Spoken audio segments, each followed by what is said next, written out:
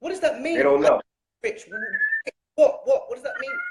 So now they've got a state So of what? mind. Hey Chris, what do you feel the Western media and the media overall? How do you feel the effects of it? You know, over there where you're at, far as what it portrays about, you know, the African American boy or the young black boy, no matter where he is, and the influence of the music. How do you feel that affects you over there in London?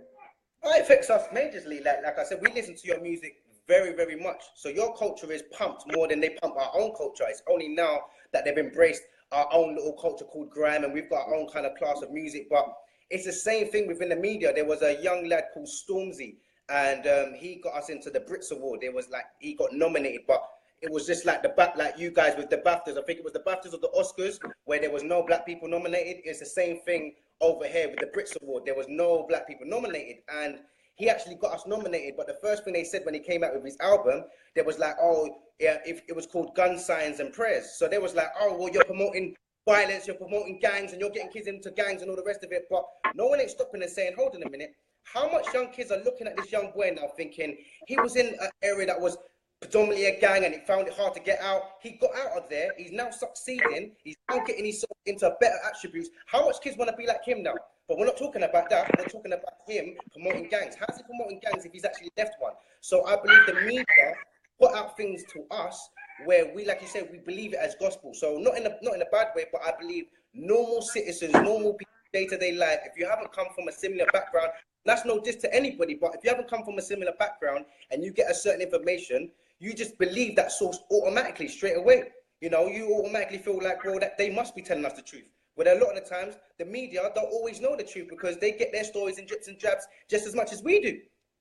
But they just, the difference between them, they push it out and then they realize, oh, that might be the wrong story. And then they change it and they be like, oops, do you know what I mean? So it's like, we need to understand and take ownership of that and say, okay, guys, we can't always believe and can't always, I'm always the type of person, I need to see it to believe it. You can't tell me something, Hams, unless I can see it myself. I need to see it to believe it. You can't always be just listening to another guy and listen to me and his information. Where did that information come from?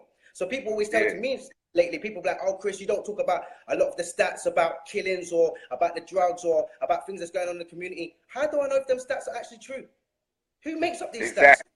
What, the person that I'm meant to believe? But they don't ever come in our community. So how's he meant to know the real stats? And you want me to go back and be like, 75% of black people are running around killing each other. Well, how do I know if that's actually really true? Because I know in London, like, we're only 2% of the whole population. So I find it very, very hard to know that we count for all the crime. It's impossible. But that's how it will look, and that's how it will be seen, and that's how it will be portrayed. And a lot of people be like, oh, that's quite frightening. That's big numbers. But how do we really know unless we actually do our research ourselves? Unless you're actually in these communities with these young people, you automatically think every young people's bad. You'd be like, right, that's it. They're all selling drugs. They're all shooting each other. They're all bad. No, they're not. Go in the communities. You might find 5, if that, 4 or 5 out of the whole bunch that live in these so-called communities, and then something will happen and that whole community will be labeled as a bad community. But it was only one person or 2 people that done something, but now the whole community is being labeled as a bad community. And that's what I think happens to our kids. They fall into that pit of, if someone does something wrong, then you all done something wrong. So it comes down on young people even more harder. So if there's a killing on the streets by another young person, then it's all young people. And it's just like, well, hold on a minute. Are we going to start saying that about, you know, adults? Like us as adults, we've got responsibilities. And I feel like I'm asking you adults out there as well. There's so much of us that will tell our children to do something and we wouldn't do it ourselves. That's bad. That's really, really bad. And that's where our kids are starting to understand that, hold on a minute, this don't match up. We need to start showing them that if I'm standing for it, then you stand for it. You can't tell them to stand for something and you don't stand for it. If you don't stand for it yourself. You're not going to talk to the police. You can't tell them to always speak out if you're not going to speak out. Do you know? Right.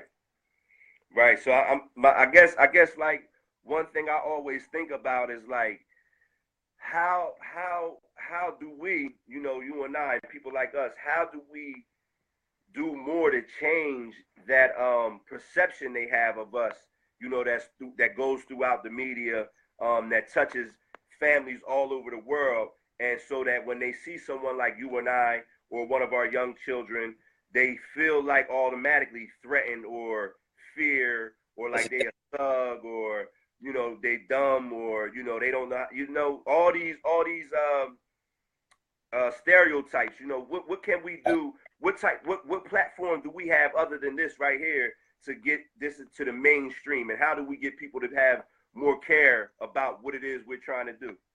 If you're a person of any belief, I always believe that we need to start acting on our stereotypes. So the fact that just earlier you was with your little daughter, I'm with my daughter now. Just like, it's breaking that stereotypes, because it seems as most black guys are not in the homes. Well, that's a lie, because I just saw your child, and my child is, I can hear her shouting in the background, if not coming down looking at me, and I'm like, go away, go away. So that just goes to show it's breaking that stereotypes. Everybody in life can do their small little bit to break that stereotype. There's so many times, like I've done a scenario last year, just threw a couple of police officers off. And I was doing it as a joke, but I said to my friends, watch this, I'm going to go and buy them an ice pole. And he's like, what do you mean? And I went and bought them an ice pole. And as I came up to the car, they was all like frightened, like, what do you want? Like, and I gave them a ice pole. And I said, oh, it looks like you're a hot officer. Have an ice pole. But they didn't think nothing of it at that time. But when I walked away, they thought, okay, not every black person you meet is just going to jump at you and be interrogated or be aggressive. So now maybe the next time they see someone, they might not act, they might act a different way, because they thought, oh, that guy that I met, he was different. It's just acting in a certain way and not playing up to that stereotype. Like, we all know our stereotypes. We all know, oh, if you put on a hoodie, if you're wearing your low, your trousers down behind your bum, oh, stereotype. Don't be a part of that stereotype. I pull my trousers up. I wear a belt. I tell kids, wear your belt. If you actually knew where it originated from, I don't think you really want to do it. And when I tell them about prison, they're like, oh, don't lie. I'm like, well, you're the one that's promoting it. Could you imagine if you went to prison and the guy looked at you like, how you doing? What are you going to say then? Oh, yeah. Don't look at me. Don't look at me. Identify yourself. Identify who you are as a man. And take that to yourself. Do you know what? I'm not going to play up to these stereotypes anymore. And I think that's what we do. We just set ourselves down in the sense of, because we've been told it so much, our young people told it so much, that we just, I feel anyway, that we feel like we just accepted it. Like, oh, this is who we are. You know, black people rob people. And this, but everybody rob people. White, black, Asian. It doesn't matter who you are, but it's that stereotype. Look at what's going on right now with, you know, all this, the ISIS and the Muslims and all the rest of it. There's a lot of Muslims that I know, and even say that I'm not standing for it. Why can't we stand exactly the same thing? Not everybody's a terrorist. Not everyone. Like, and this is what I'm trying to get into people's heads. Doesn't mean that we can sit back and be like, okay, guys, this is what the government said about us, so we must actually form in place. We need to come together as a unit, like we're doing right now. Do you know how strong this is? Certain people wouldn't even like this, because they're like, well, how's this happening? How are you being over across the other side of the world and you're being able to educate your people, and you've been able to educate other communities and inspire more people? We need to do it more, but we're so segregated from each other that we always feel like, oh, America's different from us, and you always look at us like, oh, London, across the pond, and you don't talk about cups of teas and all the rest of it. But when we actually talk to each other, you're like, oh, Chris, you're going through some problems that I'm going through, and if not, it's not too much of the difference. All right, you lot might have more people, and obviously America is much more bigger than obviously England, London, but it's still the same thing. We're still going through that poverty. We're still going through deprivation. We're still going through segregation. We're still going through a lack of opportunities. We're still going through depression. You know what's there? And it's for us to pick ourselves up and say, as a community, we need to stand for something or fall for nothing. You know? Right. And you know what this has done for me? It made me like research more about where you at. It makes me look into more things about what's going on where you are. It increases my awareness. You know what I mean? It makes me have you know, I appreciate more, you know, what we got over here and what's going on. And then I look at, you know, the problems that we causing, you know, like the Black American, you know what I'm saying? Like, we really causing a problem all over the world, man, because people trying to be what they think we are and what we love to do. And we making youth all over the world want to be a gangster.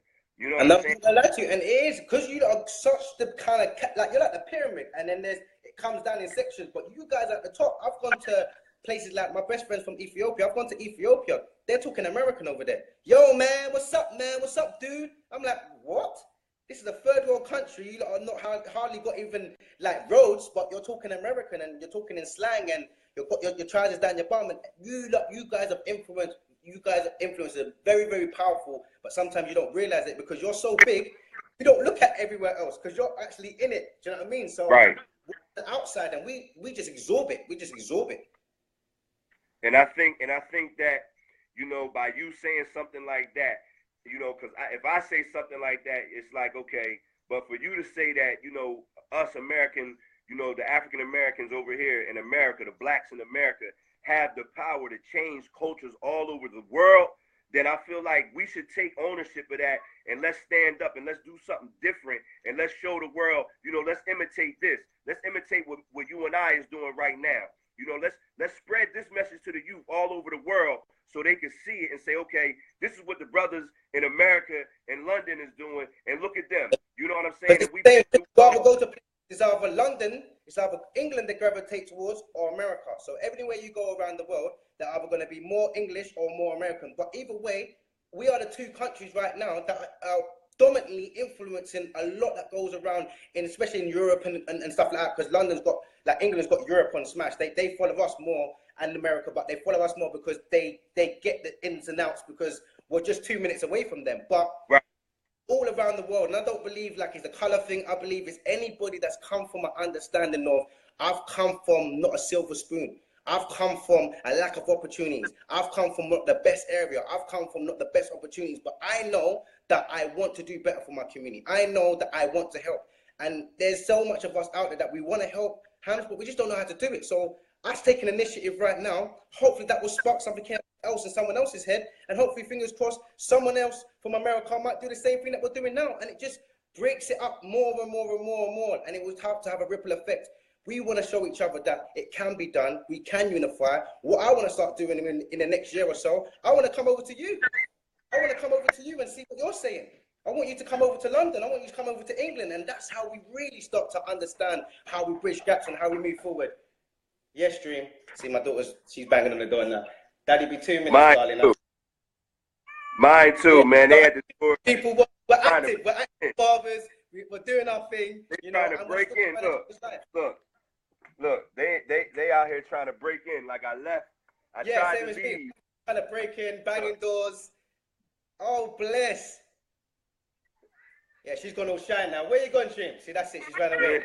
But that's what we do, and we're active, and that's what I want. I want us to start bridging that gap more. I don't want it to be something like, you know, we just talk over. See, we need to start coming over. You come over here, we go over there, because the more and more we do that, the more and more we unify, and the more and more, whenever we go anywhere now, the movement just becomes stronger, you know? Wherever I'm from, I'm half Jamaican, half St. Lucia. I go to Jamaica, the movement's much more stronger. Wherever you're from, we go over there, the movement's much more stronger, and we just keep building and building and building.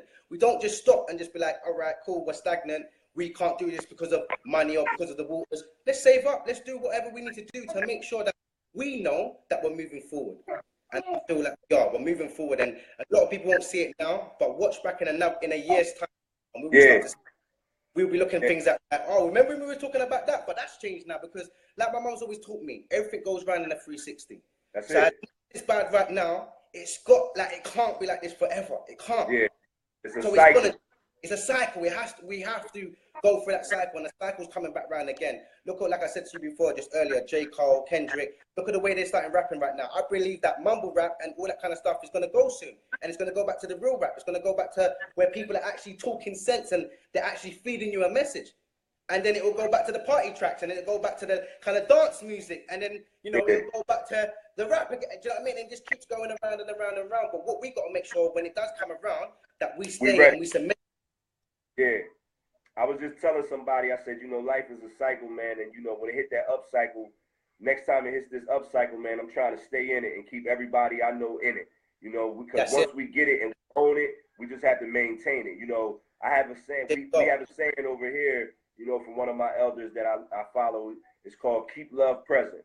You know what I'm saying? Because when violence or hurt or anything disappears, what shows up? Love.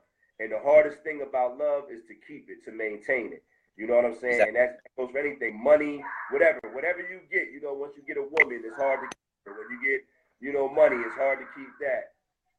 But hey, bro, it's like I know we got to but as always, it's always a blessing. Thanks to everybody that came live again as well. And we keep it going, and we're always gonna make sure that we keep staying stronger. So big up to my cuz as well. My cuz watching. Big up to my family watching as well. Hams, like I said, next week, the week after, let's hit up another topic. Let's just make it every week now, or every 2 weeks. We come, we do this, and we do a topic. No doubt. I appreciate you, beloved.